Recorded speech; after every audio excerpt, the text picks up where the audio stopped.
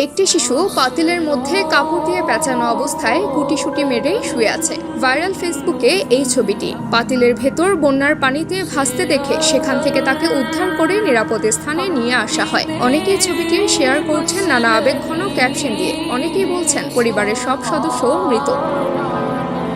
তবে অনুসন্ধান করে জানা গেছে ভাইরাল হওয়া ছবিটি কুমিল্লার খাড়াতাইয়া বুড়িচং এলাকার। তিনি জানিয়েছেন শিশুটির পরিবারের সবাই জীবিত এবং নিরাপদে আছেন। এর আগে গত বুধবার আরেকটি শিশুর ছবি সামাজিক যোগাযোগ মাধ্যমে ভাইরাল হয়। এতে দেখা গেছে শিশুটি গলা পর্যন্ত পানির নিচে ডুবে আছে, তার কপালে ভাঁজ এবং অপলক দৃষ্টিতে তাকিয়ে আছে। দায়িত্বশীল ব্যক্তিরাও ওই ছবি শেয়ার করে বিভিন্ন বার্তা দিয়েছেন। তবে রিমার স্ক্যানারের বিশ্লেষণে উঠে এসেছে ছবিটি এআই দিয়ে তৈরি ছিল।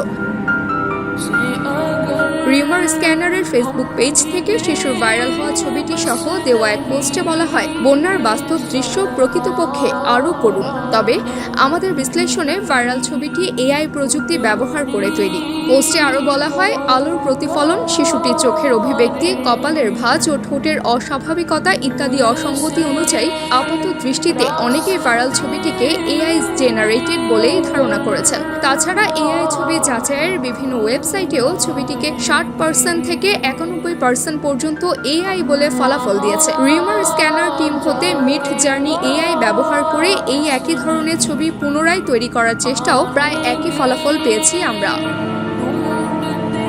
দেশে চলমান বন্যায় এখন পর্যন্ত 2 জন নারী সহ 15 জনের মৃত্যু হয়েছে। ক্ষতিগ্রস্ত হয়েছেন 48 লাখের বেশি মানুষ। শুক্রবার সন্ধ্যায় দুর্যোগ ব্যবস্থাপনা ও ত্রাণ মন্ত্রণালয় এক বিজ্ঞপ্তিতে এ তথ্য জানায়। নিহতদের মধ্যে কুমিল্লায় 4 জন, ফেনীতে 1 জন, চট্টগ্রামে 4 জন, নোয়াখালীতে 1 জন, ব্রাহ্মণবাড়িয়ায় 1 জন, লক্ষ্মীপুরে 1 জন এবং কক্সবাজারে 3 জন।